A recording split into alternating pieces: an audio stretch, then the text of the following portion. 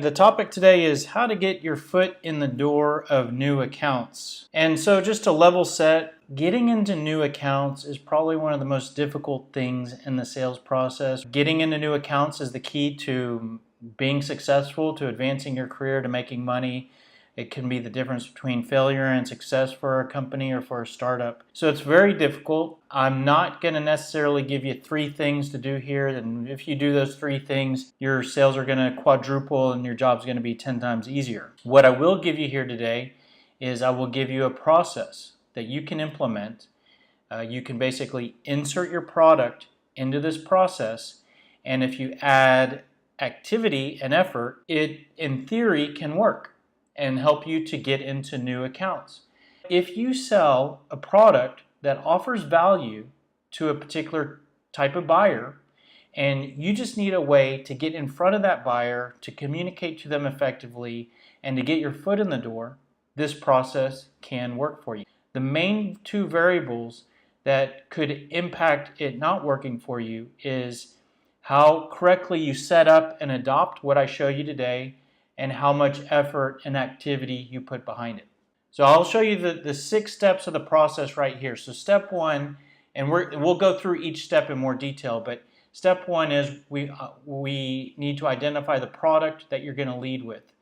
We want to identify the target buyer you're going after. We need to build your message. We need to find contacts. We need to send emails, and we need to make calls. It's that simple. That's the process. Now, of course, I'm going to dive into each of those areas and give you clear, actionable things you need to do. And like I said, this process will tell you exactly what you need to do, exactly what you need to say, and you can follow it exactly. There's no ambiguity here. So let's start with step 1. I want you to take a step back and think about what product should you lead with to try to get into these accounts.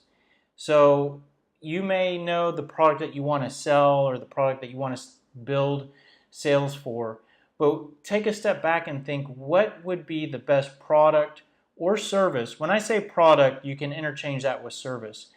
What product or service might be the easiest thing to get into an account? So you might want to start with maybe just brainstorming the different products you sell. Think about the different services you sell. Maybe your company is a very product-heavy business and you're selling mostly products, but maybe there's an add-on service that you can sell as the way to start a relationship. Maybe a consulting engagement is what you can start with. Maybe you sell certain features that are very compelling and you don't sell them by themselves, but they might be good for starting a conversation. I'll give you an example. Going back 15 years ago, the GPS navigation was very cool in a car. Now, a car salesperson would sell a whole car. They wouldn't sell just the navigation, but if they had a new model that came out with the navigation, that would be something interesting to start a conversation around is, hey, come check out this navigation system. So maybe you sell a feature as part of a bigger solution, and you should try to get your foot in the door of accounts focusing on starting a conversation around a feature. You might maybe group your products together into some sort of package, and maybe that's what you should lead with.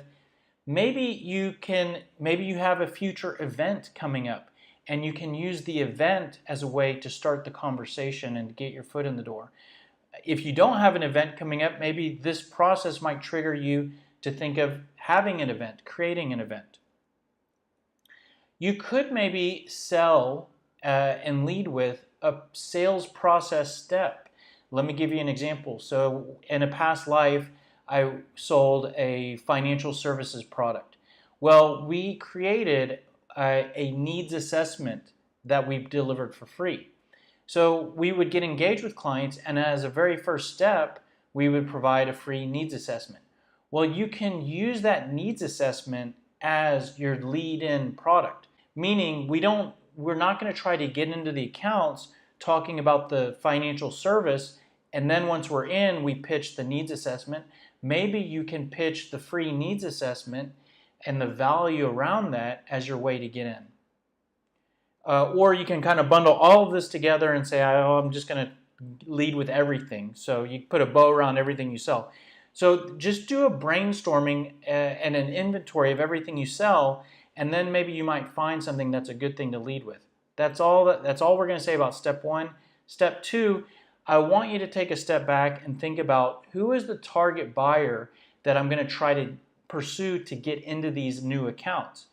And I may lose you a bit on this, and you may say, well, I'm just calling businesses. So anybody I can talk to, I'm going to talk to. But this will be real clear in about 5 minutes why I want you to spend some time thinking about this and take a step back in this area as well. Think about the different buyers that you might end up talking to. So here are some broad categories. Well, you're going to try to sell to businesses, individuals, families, retirees, homeowners, college grads, just broad categories of the different types of people that you might try to sell to. By the way, this process is more geared to B2B. So there's some categories here that aren't B2B. What I'm showing you here is definitely more B2B than B2C. But we can drill in a little bit. Maybe you should be targeting certain size of businesses. Maybe you're targeting small businesses, large corporations. Maybe you're doing both. But we need to get sort of a brainstorm and inventory of the different buyer types that you sell to. You may want to take an inventory of the different industries you're trying to sell into, or focus on one particular industry. You might want to think about the different departments in an organization that you're trying to get into. Is finance the way in? Is IT the way in? Most cases, there's more than one department you can sell into. What level are you trying to sell into? Do a brainstorm there and think of the different buyers that you're going to sell to. That's all that you need to do for step two. And the reason why that's important to do that step is because step three is really probably the key for all of this working, is to have a good message. If your message is garbage, but you put in a tremendous amount of activity, you can literally get 0 results. If you have a good message, it will greatly improve your ability to get into new accounts. Now, here is why those 2 brainstorming steps are so important, because you can produce this matrix. The far left column is all the different things you sell, the different products, the different services. The other axis and the row across the top are the different buyer types. Where these intersect could be a unique message. So when you're trying to build your strategy of how to get into accounts, identifying the different types of accounts and mixes and what product you're leading with will create an intersection point on this matrix. And the process that I'm going to show you to build your message will create a unique message for that buyer type. So if you skip the buyer type and you say, well, I'm just targeting businesses and whoever I can get on the phone is who I'll talk to, well, that's one thing. But if you say, I'm targeting directors of finance, then you can create a message that has a laser focus on finance directors. And if you have a strong message that really hits buttons with that buyer type, you can improve your odds of getting into new accounts. What I don't want you to do, so if you skip the buyer type process and you may just have more of a product selling message, it might look like this. And this is what I don't want you to look like. You know, a minute ago I said you could have a horrible message and put in a ton of activity and get 0 results. This on the left side is what you could use that could lead to 0 results, which is a product selling message. So this is who I work for, this is what we sell, this is what it does, you know, this is how much it costs, and do you need what I sell? That is a real message that salespeople use, and I call these product selling salespeople or product pushers. And I get emails every day with a message that's something like that, right? Or cold calls. Now on the right side, I want you to have a consultative selling message.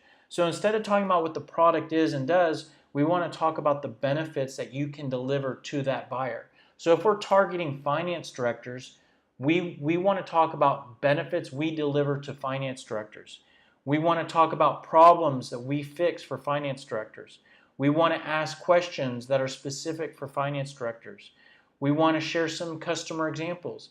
Maybe we share examples of other businesses in their industry. Maybe we share other examples of finance directors that we worked with.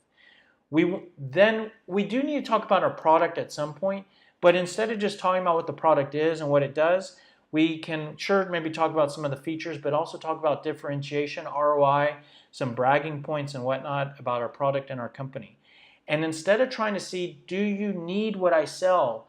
I want to talk to you about your needs. Our goal of our message is to start conversations and to close for the next step. And if we're trying to get into new accounts, the next step that we're usually going for is to schedule an appointment, a meeting. To simplify it, we're trying to start a conversation. You recall step 2, I really pushed you to think about the different buyer types that you sell to. Now, if you're on the left side and all you're talking about is your company and your product, you can say the same thing to the different buyer types. If you go from talking to manufacturers to retail companies, if you're talking about your product, you can say the exact same thing.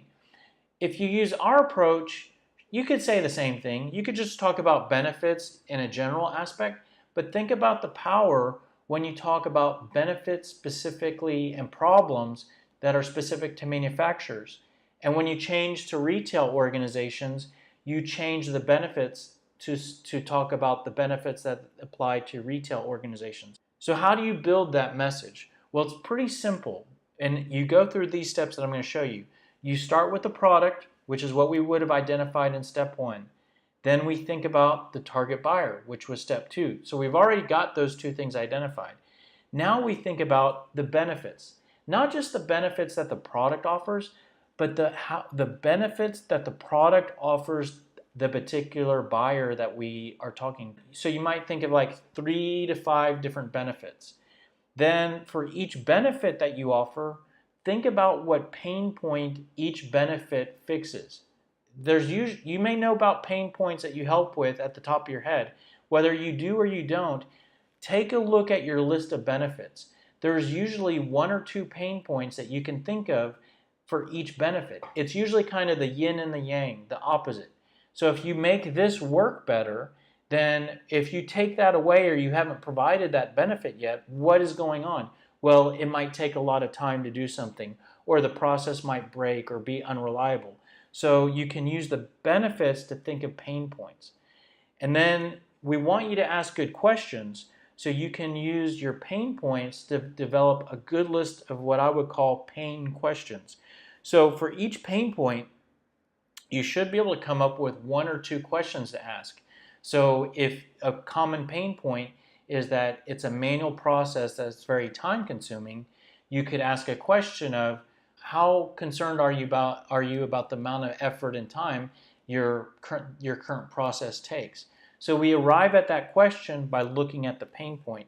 So if you come up with 3 benefits, then you should be able to come up with 3 pain points, and then you should be able to come up with 3 questions at a minimum. We can then take a step back to the value that you identified, and now we want to come up with a name drop. So if you identified 3 benefits that you offer, now try to think about a customer that you help to realize those benefits. It would be great if the name drop is in the same industry. It doesn't have to, but if you sell them to manufacturers and you sell them to retail companies, it's great to have a manufacturing name drop and then also a retail name drop to use again so that we have a tailored message. Remember, our goal here is to get into new accounts. So it's these small changes that improve our odds. And then let's take a step back and think about the product that you are selling.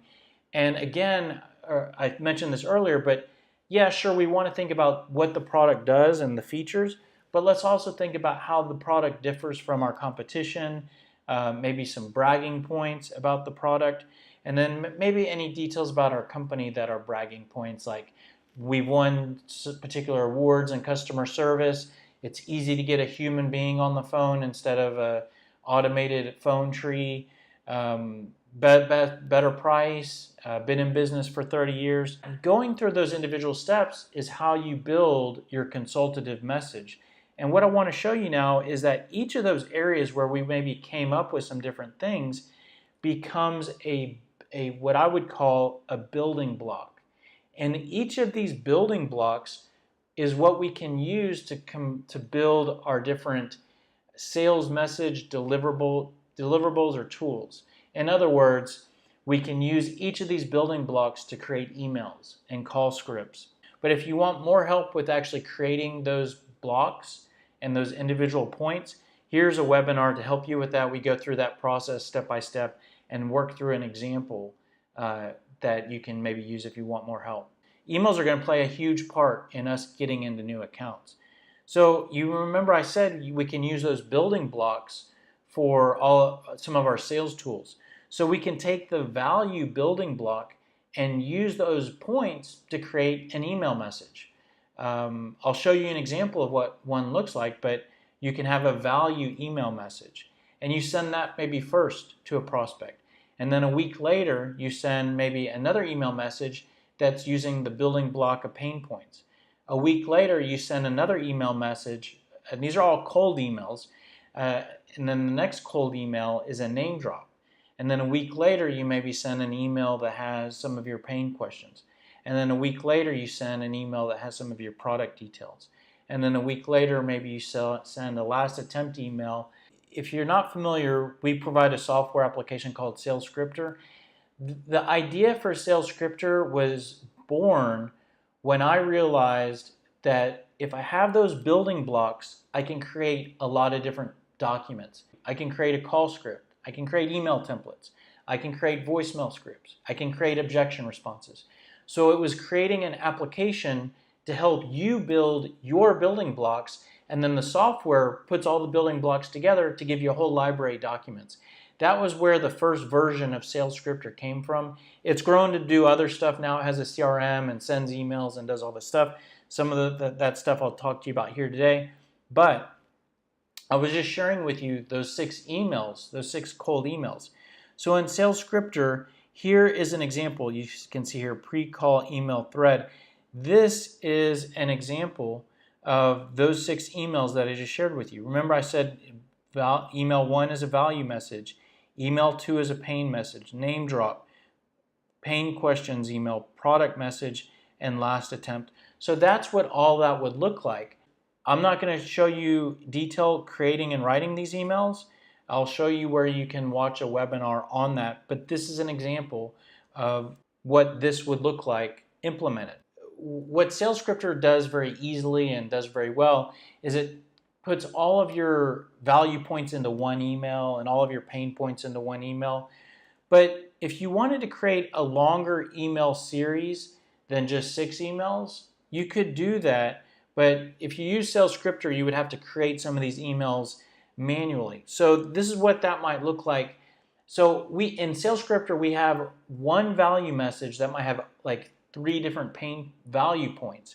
But you could break those 3 value points up to create one email for each point. So instead of just having 6 emails that goes out to a prospect, maybe a week for 6 weeks, you could have value 1, pain 1, name drop, value 2, pain 2, product message, value 3, pain 3, name drop 2, and keeps on going. Again, our goal is to get into new accounts. So this process, if you use Sales Scripter, the other email series I showed you is all set up and ready to go. I mean, you can have that being sent within 30 minutes of creating your Sales Scripter account. This would take a little bit of time just creating the individual emails. But if you want more help on creating those individual emails or more demonstration or explanation of the individual emails I just scrolled through really quickly, here is a webinar on how to do cold emailing. And in this webinar, you actually will get a sample email template. So we are going to email. We also are going to call prospects. So we're going to talk about that as the last step of the process, but we're still actually at the building the message step. So we can use the building blocks to create a call script. So you may feel okay, I'll send out emails, I'm fine with that, but what the heck am I going to say when I call someone up that I've sent them a bunch of emails? Well, you can use your consultative sales pitch, and you can use the building blocks that are part of that for when you call that person. And by the way, if you're going to call the director of finance, and also you're going to make calls to the VP of operations, Those might be two different messages, two different sets of building blocks, creating two different call scripts, and also two different sets of emails. That might sound like a lot to create if you're using just Word documents. It's very easy to create those different messages and have all those different separate emails and documents if you do it in Sales Scripter. But it's having those different sets of messages and documents and tailored messaging, again, that will help you to improve your ability to get in. But back to the call script, you can see here the building blocks are I've just listed the building blocks here, but check this out. If I call someone up, I use my value proposition as the opening to the call. The purpose of my call is the value proposition that I deliver. And the central piece of my call and what I use to start the conversation are my pain questions. If my pain questions don't go anywhere, I just start talking about pain points. If I find that there's a little bit of pain, I start to talk a little bit about my product and my company. Maybe I give a name drop, build enough interest to close for the next step in the sales process, which is scheduling an appointment, starting a conversation. So that's all I'm going to talk about regarding the call script. We have a full webinar on cold calling and building your call script. Here's how you get to it. That is all of building your message. Step 4, I want to talk about, we need to find people to call, right? Now, I'm not an expert on building lists and buying lists, so I'm going to move through this step pretty quickly. There's just one key thing that I want to talk to you about at the end, but certainly you can buy lists, you can buy contacts through different database services that you subscribe to and get contacts. Maybe you have a ton of contacts in your existing CRM, so you might need to just mine the existing data that you have. If you have a target set of accounts that you're going after, you can definitely find contact names on a company website. You can get great contact information for the organization from a main switchboard or from a gatekeeper. But the main reason why I kind of have this as a step is I just want to spend a couple minutes talking about LinkedIn. So you may have a list, you may buy a list, you may have some data, right?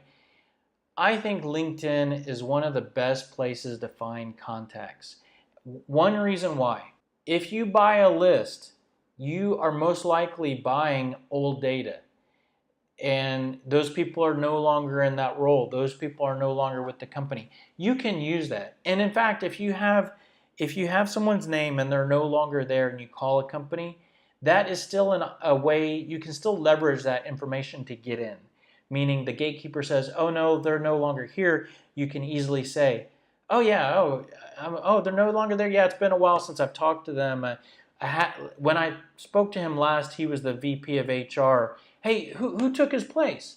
And you can use that and deliver that in the right way, and the gatekeeper will give you the replacement. So when you use the old data to get the updated data, you are still able to leverage that data that you purchased. But most of the time when you buy a list, it's old, and you should just know that.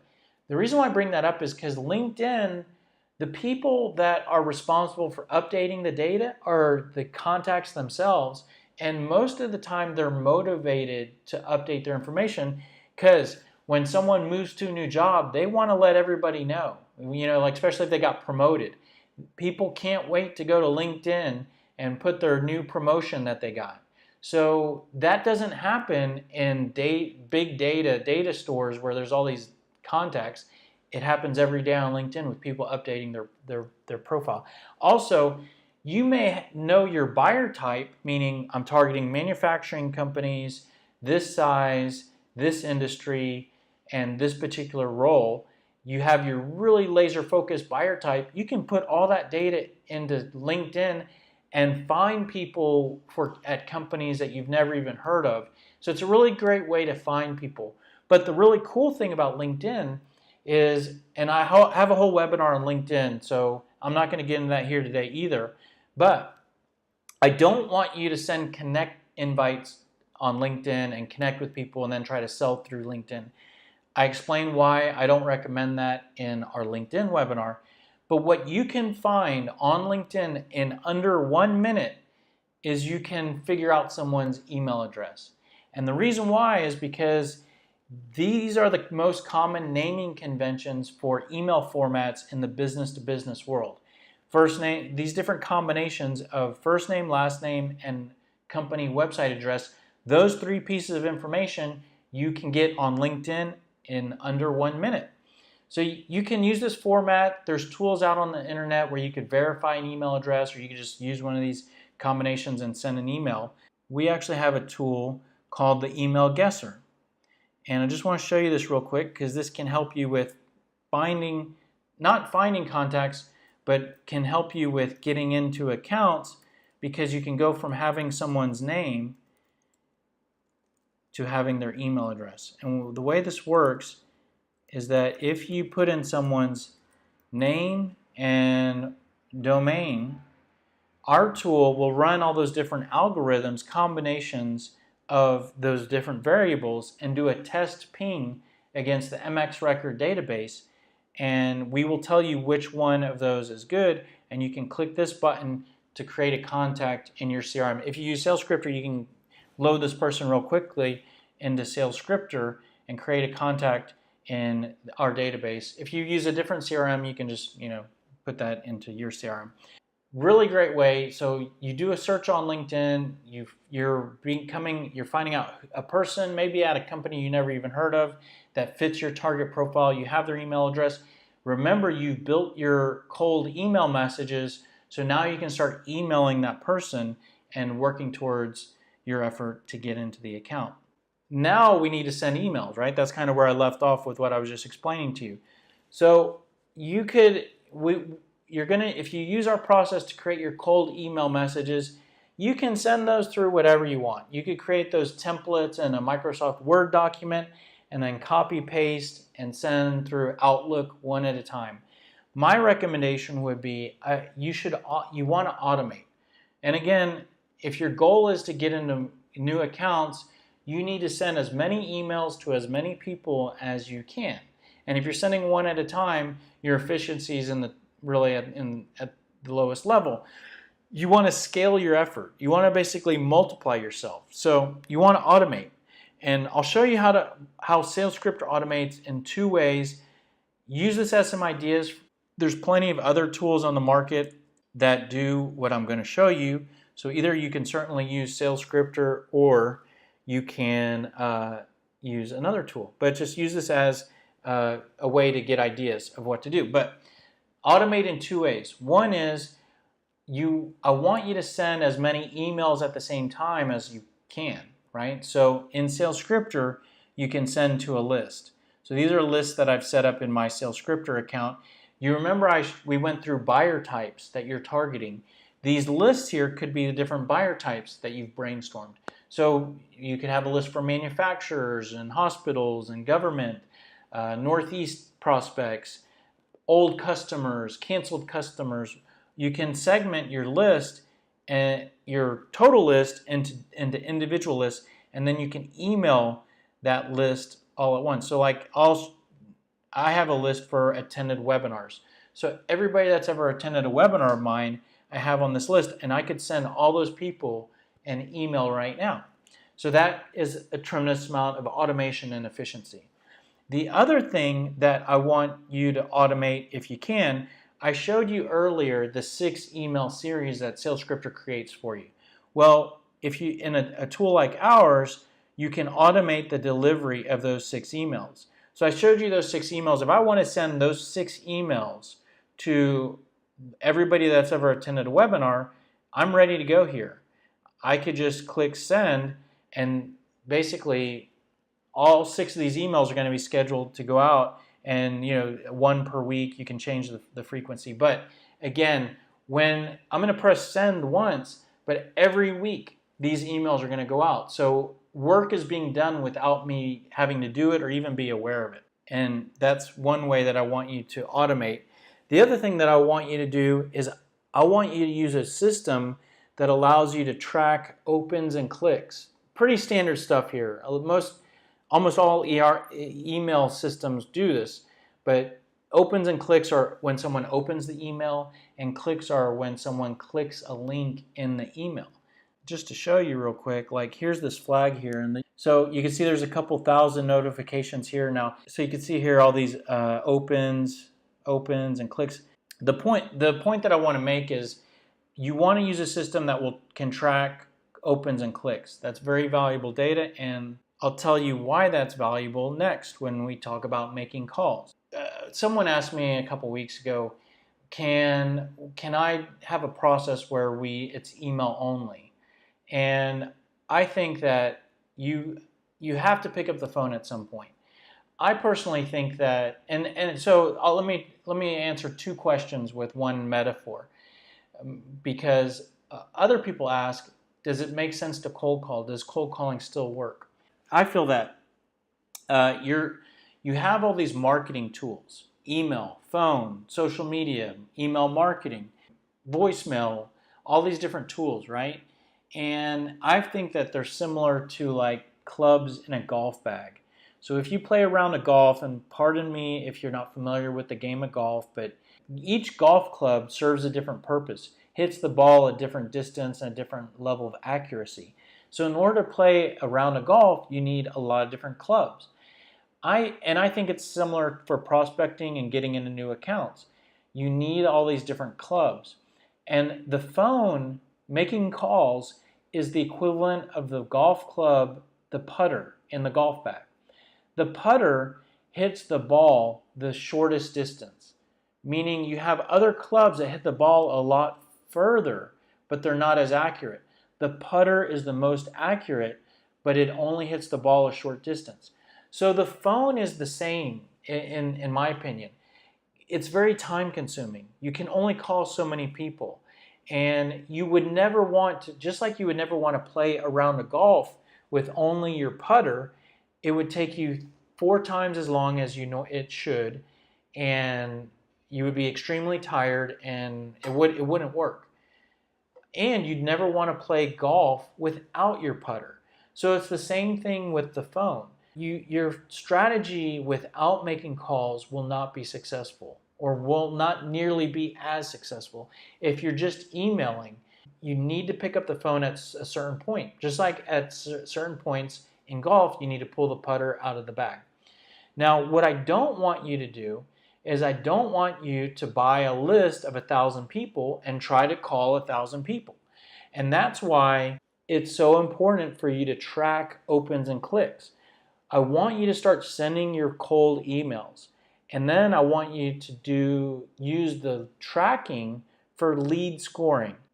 In Sales Scripter, we assign different sets of points every time someone opens an email and clicks on an email, clicks on a link. We give them quality points. And so you can see here all these quality points. You can see who's engaging with your emails. What that means is, as you're sending out these cold emails, you can call the people that are engaging, and you can either never call the people who aren't engaging, or you can call them last. Let me give you a real world use case on that. So if I go to my list, I told you I have a list of all the people that attended my webinars. So I have a list of 3,000 people that attended webinars. Now you may say, well, those would be great people for my sales team to call because they've engaged with us, right? And you can see here quality points. Yes, some of them are really great. So we should definitely reach out to these. But guess what? If I go to the end of the list, there are actually some out of the 1,000 to 3,000 that are 0 points. So this data tells us who to call. So instead of wasting our time calling someone that's a 0 lead score, we call the person that has hundreds of points. So we're able to make much better decisions on who to call, just imagine not having that data. That's where you're making calls, you're not efficient, you're dealing with bad quality prospects, and you're not getting into accounts. Think if you can optimize your time to where every call you make is to the best prospect at that particular time. I'm not going to lie to you and say, well, even if you call great prospects, that they're going to answer the phone. One of the biggest challenges with getting your foot in the door is that it's just tough to get people to answer the phone. So one thing is you're going to get voicemail boxes, and you should at periodic times leave voicemail messages. Well, guess what? You can use your building blocks for different voicemail messages. And there's examples of those in Sales Scripter. I also recommend after every voicemail you leave, you send a voicemail follow-up email. Well, you can use your same building blocks to create voicemail follow-up email messages. So actually all of that's in Sales Scripter as well. So you get voicemail scripts and then you get voicemail follow-up email messages that are paired with those. So you'll sound really organized. Here's a webinar on using voicemail when you're prospecting. Now, again, I said it's hard to get a hold of people, so you need to use some sort of call cadence. Cadence is a synonym for the word rhythm. So think of a rhythm of a song or a beat, right? So there's some sort of pattern. Well, you should use some sort of pattern with your calls. It's actually more than your calls. It's actually all of your communication. So it should actually be a communication cadence. So when you're emailing and when you're calling.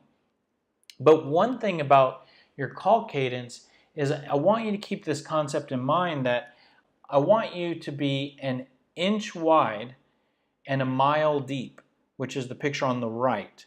An easy way to look at this is the size of the list of either contacts or accounts that you're going after, and not a mile wide and an inch deep. I'll give you an example here for what I'm talking about.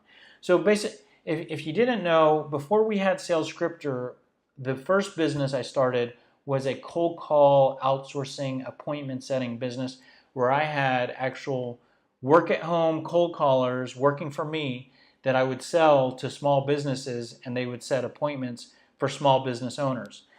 And we learned a lot through that. Basically, I learned so much. That's where all of Sales Scripter and the templates and all of this comes from. But an example of one thing that I learned in running that business was there was in the early days, I gave one of my callers a list of 1,000 contacts. And I assumed that she would use the common sense to break off a piece of the 1,000 to work, like work 100 and then move on to the next 100. This girl literally went from contact 1, and she didn't get to 1,000, but she just went straight down the list, right? So you can imagine, like, 3 weeks went by, and she had only called each person once. Now, the people that you're contacting, you need to call them a bunch because they're away from their desk, and they're in meetings. So you have to call them a bunch. So I realized when she did that I needed to tell these people, I needed to give them small lists. And when they finished getting through that small list and just focused on that small list, then I would give them another list, or I would add to their list. So that's what I mean by don't be working a list of 1,000 people to where it's 3 months by the time you get back to making your second call. No, work a list of 25 contacts where you're calling them a couple times a week. And I'll show you what that concentration focus looks like. But small list, concentrated versus working a big list. If you're cold calling, you most likely are worried about calling someone too much. And I can tell you, without knowing how many times you're calling, you're most likely not calling enough. And because if you're calling a decision maker or a manager, most likely they are away from their desk most of the day. And so if you call them once and they're in a meeting, and then you don't get back to call them, and then you call them another time, and you feel like, oh, I'm bothering them, they don't even know you're calling. You need to keep on calling them. So you need to send a cold email, then call, then leave a voicemail, then send a follow-up email, call, cold email, call, voicemail, voicemail follow-up, call, cold email, call, voicemail follow-up, call, cold email, call, voicemail follow-up. So, I mean, you need to do that. And don't worry about bothering someone. The reason why this isn't going to bother someone is because you're not leaving a voicemail with every call attempt. And I'll explain that in the voicemail module that I showed you the link for. Now, certainly after you leave a voicemail, you need to pause for a bit. Now, the other thing is that there are some people that you will never get a hold of. They will never reply to your email.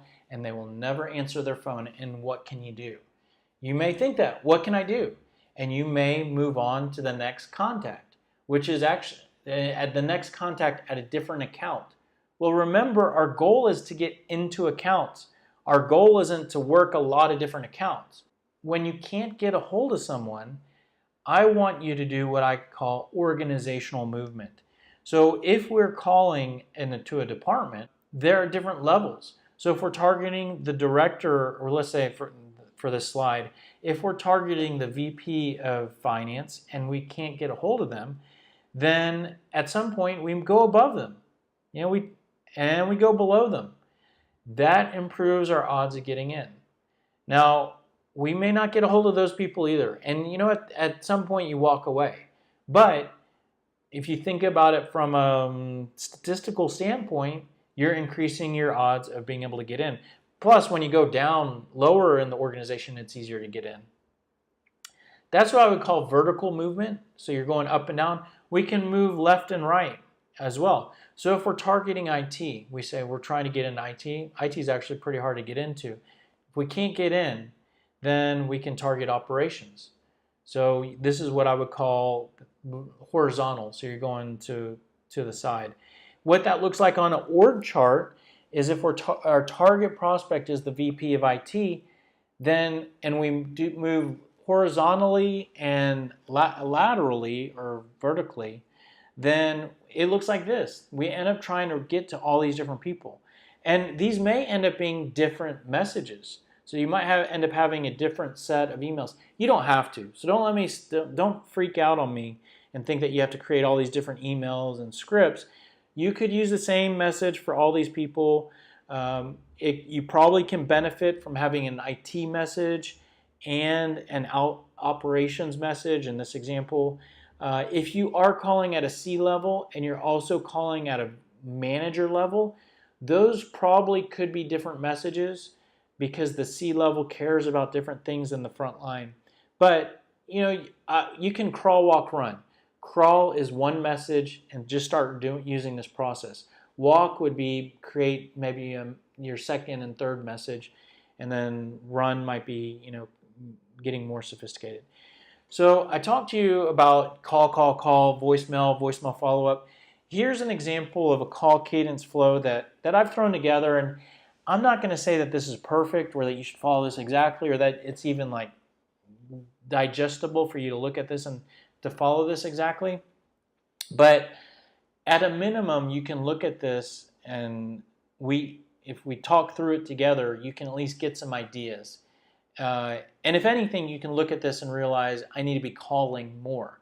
But the different colors are what I would call different rounds of prospecting. But just to let you know, there's a pause between the different colors, the different rounds, and the pause is instigated by leaving a voicemail. So basically each step has cold emails and cold calls, and then at some point you're leaving a voicemail message, and then you pause for a week, a few days to a week. Then you start another round, which is a high concentration of emails and calls with no voicemail, and then at some point you're pausing. Some of these steps, that's where you have a high concentration of calls with no voicemails. So if you kind of go through this workflow, like here's another one step where you're high concentration of calls with no voicemail. After round 3, so purple is round 3, this is where we begin to say, okay, now we need to do horizontal or lateral movement. So like if you think about it, this is your first person at the company that you're trying to get a hold of. You're pausing, you're leaving voicemails, you're calling them a bunch. At this point, you're saying, this person is not answering any of my calls or emails, and then you try to find someone else. And you find someone else, maybe you go to LinkedIn, or maybe you talk to a gatekeeper and get another name, and that other person, then you start on round 1. And so you have different people in the organization at different points in this call cadence. And then you get to round 4, and then at the end of round 4, you might walk away for that particular contact, not for the account, for that particular contact. You may say, man, I've called them so many times, I've sent them so many emails, it makes zero sense for me to continue to spend effort and time on this person. You walk away. You can either close them and move on, or maybe if you have some sort of email marketing system that you can add them to where you just automate the rest of your effort on them. So we're still talking about calling, right? And which is where most of the challenges lie. So getting a hold of people is difficult. Once you do get a hold of people, you can the challenge then is what you have is dealing with objections. I'm busy right now, or what is this in regards to? I'm not interested. Just send me your info. Some of these objections are from gatekeepers, and gatekeepers present another challenge for you. But even if you get the prospect on the phone, you're still most likely to hear some sort of objections. One thing is, remember, if you go back to step 3, which was building your message and creating your building blocks, you can actually use your building blocks for responses to these objections. So when someone says, what's this in regards to, instead of replying with, well, I'm calling to see what your needs are and see if you guys need what we sell. No, they'll get rid of you. They'll send you away because you sound like a salesperson trying to sell something. So what you could say to what's this in regards to is you could use your building block of your value. Oh, well, the reason why I'm reaching out is I work with VPs of sales and get them to scale their sales effort, additional investment in new sales resources. Just making that up in real time. But if someone says, I'm not interested, you can reply with your building block of your pain questions. So someone says, I'm not interested. Oh, yeah, hey, I understand. If I could ask you real quick, have you guys ever had a challenge with completing an audit in under 60 days? Real quick, in Sales Scripter, we have one of our scripts is an interactive script which displays objections and objection rebuttals. When you have these big buttons over here. So like over here is your call script, with the flow of what a normal call would go. But when you run into objections, you have responses for those over here. So whenever you click on one of these responses, these fill in with a response that the software gives you. You can change those from what the software gives you to something else if you prefer. But the way that the software is able to give you all these responses to all these objections is it's basically just using your building blocks, which are already part of your script. So technically, you're redirecting your objections responses back over to your script, but the software tells you where to do that. That's all I'm going to say today for objections. We have a whole hour-long module on objection handling, and you can get to that here. We also have a whole hour-long module on dealing with gatekeepers, and you can get to that here. So just to put all that together, right? There's a lot that I just went through, but our goal here is to improve your ability to get into accounts. If you have a good message, you can improve your odds of communicating better and getting in. If you hit prospects many times in many different ways, meaning calls, voicemails, emails, if you automate your efforts, sending multiple emails at the same time, automating future emails, if you track data on the emails you send so that you can make targeted calls, if you use a call cadence with a repetition and constantly hitting people, if you use organizational movement to find people that you can get in, if you prepare for objections, if you prepare for gatekeepers, if you do all that, I feel like it's a very safe assumption that you will get into more accounts. And that's what I hoped to help you with here today. If you found this to be helpful at all, and you're watching this on YouTube, or you end up on our YouTube channel in the future, please, you can return the favor. If any of these tips were helpful to you, you can, and we deliver that favor to you, you can return the favor to us by liking, commenting, sharing, subscribing to any of our videos or channel. If you want more help than this, everything I'm showing you here today is part of what we call the SMART sales system. SMART stands for sales messaging and response tactics. We are the only training methodology and platform that teaches you what to say. I told you at the beginning, I'm going to give you a process, and it's going to make it crystal clear what to say and what to do. And you should have seen that in the message today, that in what we talked about today, that this process tells you what to do and what to say. It is a two-part system. So I've been showing you a lot of software here today, or actually I haven't, hopefully I haven't shown you too much. But really the main thing we provide is a methodology, which is actually most of what I've provided you here today. I've provided you a process, right? So we have a full methodology on everything around cold calling, emailing, objection handling, and whatnot. We give away most of our methodology for free through training videos on YouTube or ebooks and whatnot. We provide that. Many of our people that use our methodology are salespeople, or they are managers trying to teach salespeople how to sell better. We give away a lot of that for free, because what aligns with the other part of the system is our software platform. And our software platform basically, our methodology teaches you how to deal with objections. And I just showed you how our software helps you with knowing how to respond to objections. So our methodology teaches you about cold emailing. Our software gives you cold email templates and sends them for you. So they align completely. If you're interested in using our software, it's $49 per month per user. Cancel at any time. You could sign up for 1 month, get your emails, get your scripts, cancel, pay $49. Most of our customers use it ongoing, because if you send the emails out of our system, you'd want to use it ongoing and use our CRM. Even if you just use our playbook and our templates, our documents, a lot of our customers, you end up creating so many documents and get so much of your information in there that you probably, most time people end up using our system for a handful of months at a minimum.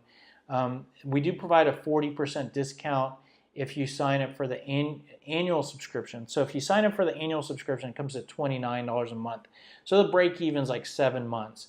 So if you sign up and you say, oh, this is good, I'll use it for at least 7 months, you might as well switch over to the annual.